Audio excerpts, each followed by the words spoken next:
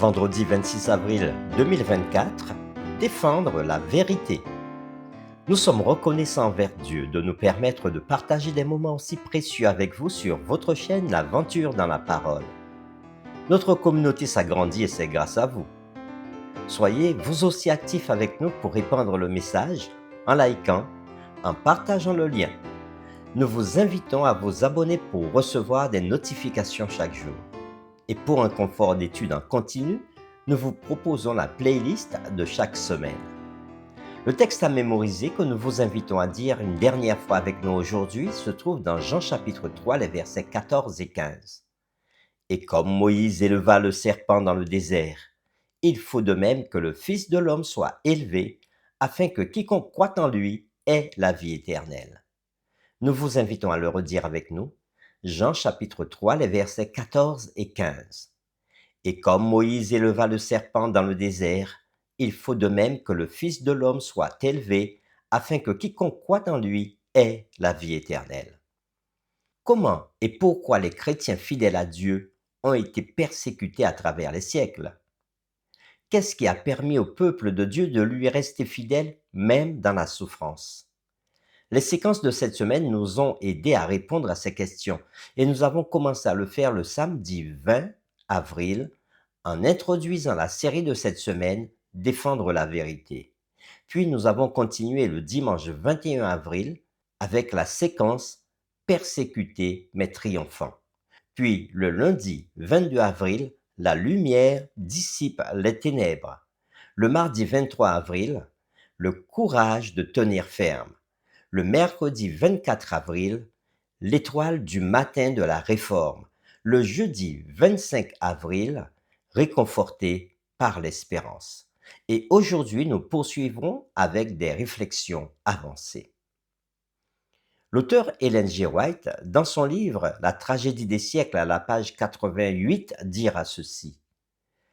Sans révéler à ces hommes de son choix toute la lumière qui devait être donnée au monde, Dieu leur fit voir plusieurs des erreurs de l'Église. Par leurs moyens, il faisait sortir le peuple des ténèbres, mais graduellement et pas à pas, en tenant compte des nombreux et sérieux obstacles à surmonter. Non préparés à contempler la vérité dans tout son éclat, ils s'en fussent détournés, éblouis, telle une personne qui passe de l'obscurité à la clarté du soleil de midi.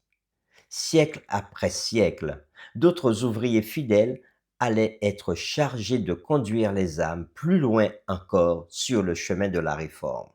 Fin de citation. Le même auteur, dans le même livre, à la page 90, poursuivra en disant « Dans une autre lettre, adressée à un prêtre qui était devenu un disciple de l'Évangile, Hus parle avec une profonde humilité de ses faiblesses. Il s'accuse d'avoir pris plaisir à porter de riches vêtements et d'avoir gaspillé des heures à des occupations frivoles. Puis il ajoute cette touchante exhortation. Que la gloire de Dieu et le salut des âmes occupent seul ton esprit et non la possession de bénéfices et d'héritage. Prends garde à ne point orner ta maison plus que ton âme et donne surtout tes soins à l'édifice spirituel. Sois pieux et humble avec les pauvres et ne dépense pas ton bien en festin.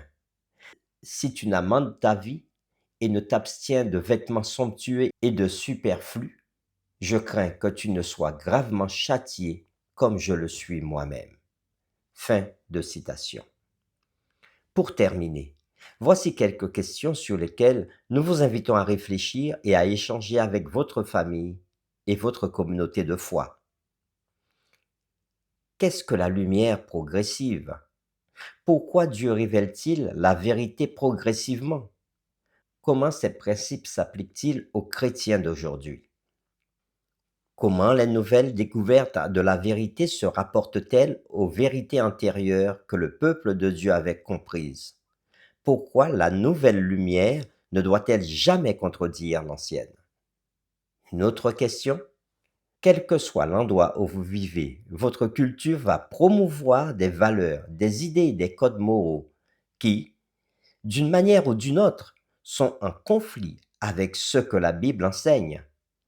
Après avoir identifié ces domaines de conflit, comment vous voyez-vous en tant que croyant en train de relever ces défis? Comment demeurer de bons citoyens tout en ne succombant pas aux valeurs tordues que proclame notre culture? Une dernière question. Comment la lettre de Jean Hus influence-t-elle votre réflexion aujourd'hui? Qu'est-ce qui vous impressionne dans cette lettre? Notre série Défendre la vérité est terminée. Nous vous donnons rendez-vous dès demain pour une nouvelle série intitulée La foi malgré tout. Nous vous invitons à prier avec nous. Seigneur éternel, toi qui nous vois du haut des cieux et qui diriges ton peuple à travers les siècles, nous voulons te remercier pour toutes ces informations que tu nous as apportées durant cette semaine à travers les différentes séquences que nous avons vues ensemble.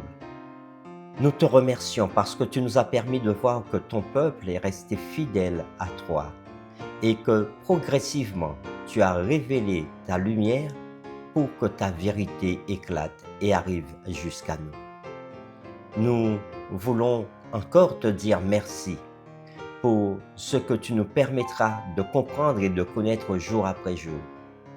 Et jusqu'à ton retour, tu te révéleras à ton peuple.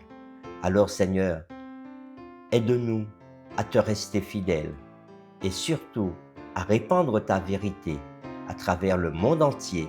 Nous t'avons prié au nom de Jésus. Amen.